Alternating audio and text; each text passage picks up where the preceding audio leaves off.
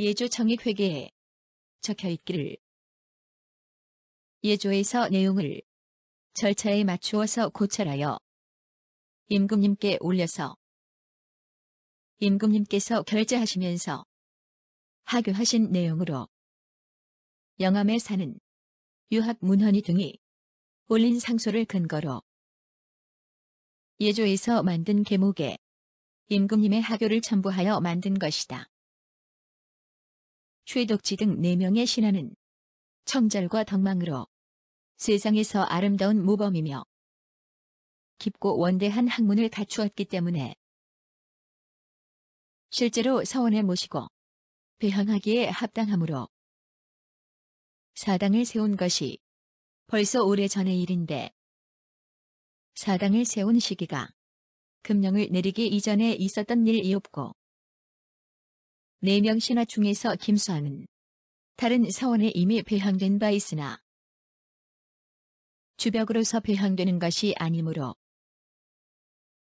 법으로 정한 중복 배향에는 해당되지 않기 때문에 상소문대로 실시해 줬겠습니다. 영암 누림들이 오랜 노력 끝에 이제 그 사액을 받아내 가지고 존양사가 녹동서원이 됐어요. 이제 김수왕하고 김창협이 이제 녹동서원에 배양이 됐는데 다른 곳에 배양할 때 그 중복 배양 금지법 위반이 되잖아요. 그때 이제 내세우는 명목이 뭐냐면은 김수왕, 김창협이 녹동서원에 배양됐으나 주백이 아니니까 크게 문제가 아니다 하는 걸로 피해 나가는 거예요. 근데 연천공의 경우도 녹동서원에 주백으로 배양됐고 훗날 이제 전주에 서산서원이 세워졌을 때 거기 배양이 됐는데 역시 서산서원도 주벽은 연천공이 아니고 만육공 채양이었기 때문에 피해갔고 주암서원은 연천공이 주벽으로 배양됐으니까 처음부터 주암서원은 세워질 때부터 애당초 사액받는 거는 뭐 포기한 서원, 그러니까 공식 서원이 되기는 못하는 서원으로 설립된 거죠. 어유구가 지은 녹동서원 연액시 사제문에 적혀있기를 유, 세자, 강희 52년, 기 4년 6월 병자삭 12일 청해에 국왕은 신예조 정남 길경조를 보내어 고직제학 최덕지, 고영의정 김수왕, 고선비 최충성, 고판서 김창협, 내신하의 영전에 명령을 내리고 제사를 지낸다. 녹동서원에 사액이 내려진 뒤에 첫 번째 제사를 이제 임금 명의로 이제 제사를 지내야 돼요. 녹동서원에 사액이 내려졌으니까 첫 번째 제사는 임금 명의로 지내는 거예요. 임금이 제사를 모시는 걸로 이렇게 하는 건데 그 제문을 어유구가 지어서 이제 숙종 명의로 내려보내줬죠. 물론 이제 임금이 가는 건 아니고 이제 밑에 신하가 가서 이제 제사를 모시는데 산남공은 문곡공보다 170년이나 먼저 태어나신 분인데 녹동서원 연액시 제문을 보면은 문곡공을 먼저 호명해요. 그 얘기는 서열이 문곡공이 산당공보다 높다는 얘기죠. 그 제문 전체를 소개할 수는 없겠고 각 그 배양된 선언마다 한 중요 대목만 간단하게 맛보기로 하겠습니다. 국왕은 다음과 같이 이르노라. 행실이 꼿꼿하고 굳센 직제학은 명망과 내실을 모두 갖추었는데 왕성했던 세종 때를 만나서 앞길이 양양하고 창창하였건만 고을 수령의 인근을 미련 없이 던져버리고 월출산 기슭에 높이 누워서 문을 닫아 걸고 성현의 학문을 익혔는데 무엇보다 맹자의 말씀을 깊이 궁리하여 방에다 존양이란 편의 글 걸어 붙이고 힘쓰기를 깊고도 정밀하게 하였도다. 배향 신이별 제문은 문곡보다 산당공을 먼저 언급해요. 그래서 약간 혼란스러워 보이죠. 아까 호명하는 데서는 문곡을 먼저 부르고 산당공을 뒤에 부르는데, 이번에 여기는 먼저 나왔는데, 이거는 그 문맥이 할아버지 연천공, 손자 산당공, 아버지 문곡공, 아들 농암공, 이런 식으로 그 문장을 짰기 때문에 산당공이 먼저 나오고 문곡공이 뒤에 나오는 거예요. 근데 여기서 산당공은 매우 짧게 언급해서요. 지금 제가 소개해드리는 이 글이 산당공에 대해서 언급한 전부예요. 녹동서원 연액시 사제문에는 그 뒤에 가정교훈의 영향을 받아서 태어난 손자 또한 어지럽나니 스승의 문화에서 덕성을 기르고 어린 나이 묘령에 도학의 뜻 두어 식견이 고미하고 행실이 독실해 마침내 가문의 전통을 계승하였네. 연천공이나 문곡공이나 농암공은 굉장히 제문이 긴데 산당공은 딱 이게 다예요. 제문이 짧은 이유는 뭐냐면 제문에서 말하자면 그분의 덕행이나 뭐 행실 내지는 뭐 업적을 설명해야 되는데, 산당공은 폐설도 안 하고 하니까, 또 일찍 돌아가시고 하니까 나열할 업적이 없어서 뭐 길게 쓰지도 못했지 않는가, 저는 그런 생각이 들어요. 녹동서원 연액시 사제문에는 어허 나의 어질고 유능했던 보좌여 이 나라의 귀감이 분명했거니 충직하고 순수한 절조이다가 씩씩하고 공손한 자질을 지녀서 이름난 조보에게 직접 배우고 큰 스승 문하에서 학문을 갈고 닦은 뒤 들은 바를 높이고 아는 대로 행하여 평소에 지닌 포부를 크게 펼쳤네. 근데 사실 김수항은 그 사약을 내려준 숙종을 모시고 재상으로 배설을 했던 사람이거든요. 그러니까 이제 이런 식으로 표현을 한 거죠. 문곡공에 대한 지문도 상당히 길게 이렇게 적혀 있어요.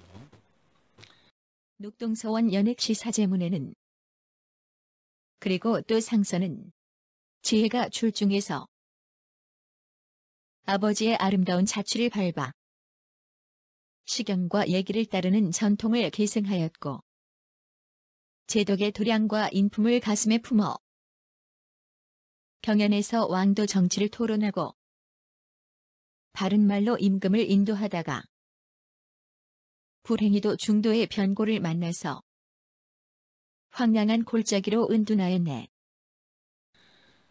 제문은 그 네 글자로 적힌 운문 형태의 거죠. 운문 시죠. 그러니까 말하자면 업적을 쭉 나열하는데, 산당공은 벼슬도 없고 또 생애도 짧고 하니까 마땅한 찬양할 만한 글을 짓기가 좀 어려웠을 가능성도 있다, 이렇게 생각이 듭니다. 녹동서원 연액시 사제문에는 아름다운 이름으로 편액을 이에 내려 사람들의 이목을 끌게 했는데 백록동 서원과 이름이 서로 같아서 천년을 사이에 두고 함께 빛나네. 재관을 보내 재물을 올리게 하니 희생도 살오르고 술맛도 좋다. 신령 들여 부디 강림을 하여 아무쪼록 이 술잔 받아들라. 사액을 내린다는 것은 임금이 이제 그 서원의 이름을 지어서 편액에다가 그걸 써서 내려보내 주는 것인데, 왜 녹동서원이라고 이름을 지었냐 하면은 그 중국에 있는 백록동서원을 이름에서 백을 빼고 녹동서원 했다, 이런 얘기거든요.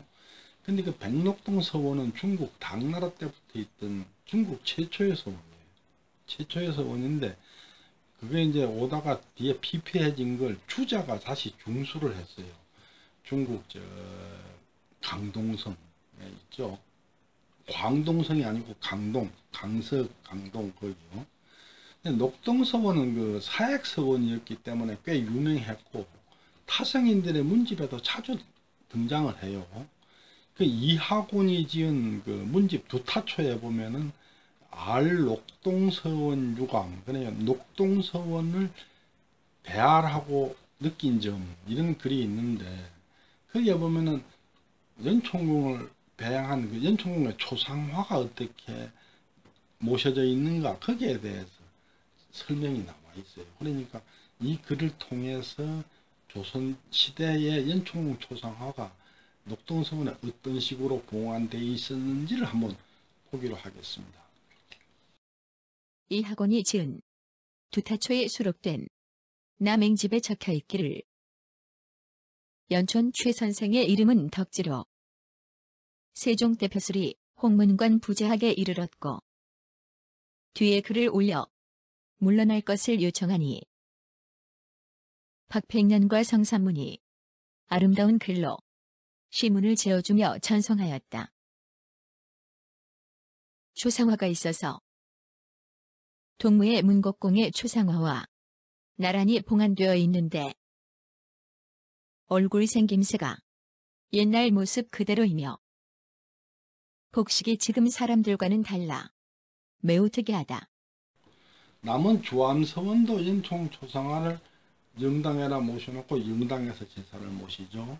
그렇게 하고 있는데, 원래 주암서원은 연총궁 초상화를 모시는 영당에서 시작했으니까 처음부터 그리 될 수밖에 없었죠.